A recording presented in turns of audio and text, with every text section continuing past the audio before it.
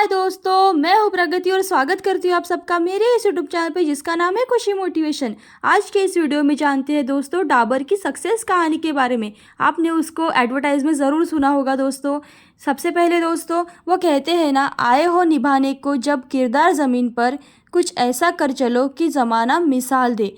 अगर दोस्तों आपने मेरे चैनल को अभी तक सब्सक्राइब नहीं किया है तो प्लीज़ जल्दी से सब्सक्राइब कर लीजिएगा, क्योंकि मेरी वीडियोस हर उम्र के लोगों के लिए होती है, जिससे कि आपको प्रेरणा मिले। नए नए स्टार्टअप के बारे में बताया जाता है और अच्छे वीडियोस होते हैं जो अपनी लाइफ में सक्सेस हुए हैं उन लोगों की होती है, जिससे आप प्रेरणा लें और अपनी ज़िंदगी में आप भी सफल हो जाए। प्लीज़ वीडियो को सब्सक्राइब ज़रूर कर लीजिएगा और लाइक भी ज़रूर कर लीजिएगा। तो जानते हैं दोस्तों आज के वीडियो में डाबर की सक्सेस कहानी के बारे में।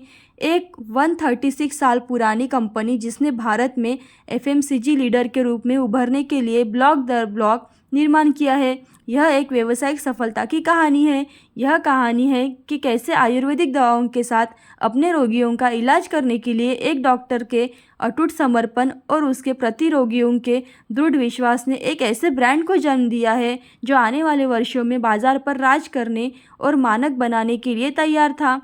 अब जानते हैं दोस्तों उनकी पूरी कहानी। 1884 में डॉक्टर एस.के. बर्मन द्वारा भारत की स्वतंत्रता पूर्व ब्रिटिश राजधानी कलकत्ता में स्थापित डाबर की शुरुआत एक शहर की छोटी से गली से हुई थी और छोटे से क्लिनिक के रूप में शुरू हुई थी। तो जानते हैं दोस्तों डाबर नाम कैसे पड़ा। यह नाम डाक्तार यानी कि डॉक्टर के लिए बंगाली उच्चारण से दा और उसके अंतिम नाम बर्मन से बुर लेकर बनाया गया था। मलेरिया और हैजा जैसी जानलेवा बीमारियों के इलाज के लिए आयुर्वेदिक फॉर्मुलेशन के प्रभावशीलता को देखते हुए डॉक्टर बर्मन ने कुछ अपनी दवाइयों की बड़े पैमाने पर उत्पादन सुविधा शुरू करने का फैसला किया। आगे जाकर उनके पुत्र सी बर्मन ने भारत में आयुर्वेदिक चिकित्सा के लिए पहला अनुसंधान और विकास केंद्र शुरू किया। 1996 में डाबर एक पब्लिक लिमिटेड कंपनी बन गई। धीरे धीरे डाबर भारत के सबसे प्रेरणादायक व्यावसायिक सफलता की कहानी में से एक बन गया।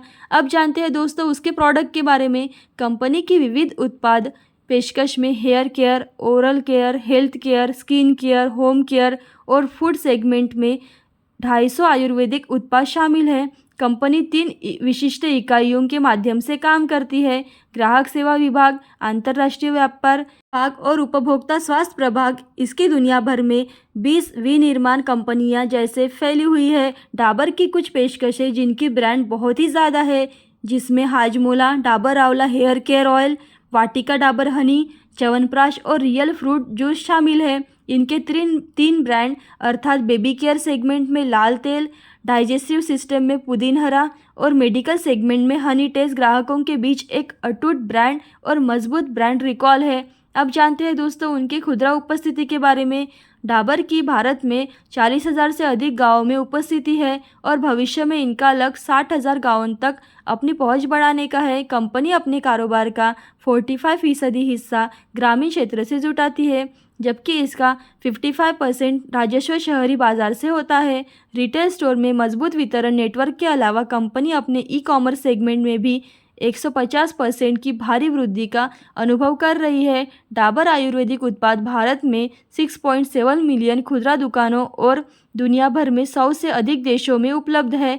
कंपनी के 8,500 करोड़ रुपए में कुल कारोबार में विदेशी राजस्व का योगदान 27% है। अब जानते हैं दोस्तों डाबर के प्रतिस्पर्धी के बारे में। डाबर एक जैसे व्यवसाय की सफलता की कहानी अद्वितीय है, क्योंकि यह सही समय पर रणनीतिक निर्णय लेने का सबसे अच्छा उदाहरण है। आयुर्वेदिक दवाएं बेचने वाले एक पारिवारिक व्यवसाय के रूप में शुरू हुई उनकी कंपनी का प्रबंधन लचीला और उभरते बाजार परिदृश्य से अनुकूल था। साल 1998 में बर्मन परिवार ने कंपनी को प्रोफेशनल को सौंप दिया। इसके बाद रणनीतिक संयुक्त उद्यमों और उत्पाद पोर्टफोलियो में नवाचार और सुधार ने ब्रांड को ईंट दर ईंट आगे बढ़ाया है। प्राकृतिक उत्पादों का व्यापार करना भी कंपनी की पारिवारिक और व्यावसायिक सफलता की कुंजी साबित हुआ है, क्योंकि प्राकृतिक उत्पादों की ओर रुझान हमेशा से ही अधिक रहा है।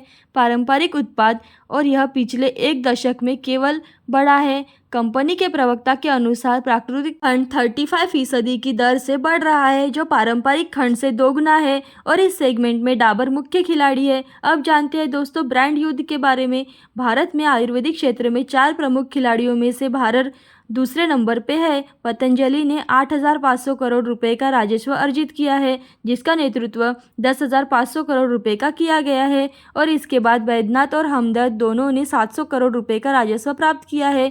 पिछले दशक में डाबर को पतंजलि से कड़ी प्रतिस्पर्धा का सामना करना पड़ा, जिसने डाबर के समान ही व्यावसायिक रणनीति अपनाई थी। फिर भी यह ध्यान में देना दिलचस्प है कि पतंजलि की व्यावसायिक सफलता किसी प्रकार डाबर की वृद्धि में सहायक रही है। अपनी उत्पाद श्रृंखला को आयुर्वेदिक दवाओं तक सीमित रखने के बजाय डाबर और पतंजलि ने अन्य दो ब्रांड हमदर्द और वैद्यनाथ के विपरीत एफएमसीजी उत्पादों में आयुर्वेदिक का लाभ उठाया है, जिन्होंने आयुर्वेदिक चिकित्सा क्षेत्र में खुद को स्थापित किया है। इस रणनीति में इन दोनों ब्रांड को एक व्यापक अपील भी दी है। अपने लॉन्च के शुरुआती दिनों में पतंजलि ने डाबर के लोकप्रिय ब्रांड जैसे च्यवनप्राश, टूथपेस्ट और शहद पर प्रभाव डाला। हालांकि कहा जाता है कि कंपनी जल्द ही इससे उबर गई। कई अन्य जैविक, हर्बल और आयुर्वेदिक ब्रांड की सफलता के लिए आयुर्वेदिक व्यवसाय में कदम रख रहे हैं।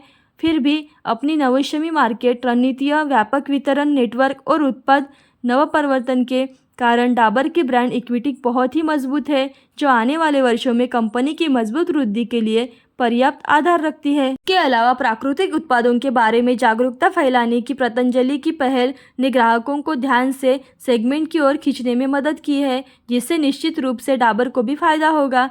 तो जानते हैं आगे जा रहा है उनका कारोबार। डाबर हमेशा नवाचार और कॉरपोरेट प्रशासन में से एक ट्रेंड सेंटर रहा है। बाजार में अन्य खिलाड़ियों से पहले बदलाव करने की उसकी क्षमता की जीत का आधार रही है। कंपनी आने वाले दिनों में बहुत ऊंचे विकास स्तर की कल्पना कर रही है। कंपनी के प्रवक्ता के अनुसार उसका प्रत्येक ब्रांड 1 करोड़ से 5 करोड़ रुपए की श्रेणी में है और 100 करोड़ तक बढ़ सकता है। और घरेलू और विदेशी बाजारों में प्राकृतिक उत्पादों की बढ़ती लोकप्रियता के साथ कंपनी निश्चित रूप से ही साल दर साल शानदार वृद्धि कर रही है। ऐसी अच्छी और मोटिवेशनल वीडियो देखते रहने के लिए खुशी मोटिवेशन को लाइक, शेयर, सब्सक्राइब जरूर कीजिएगा। Thank you so much.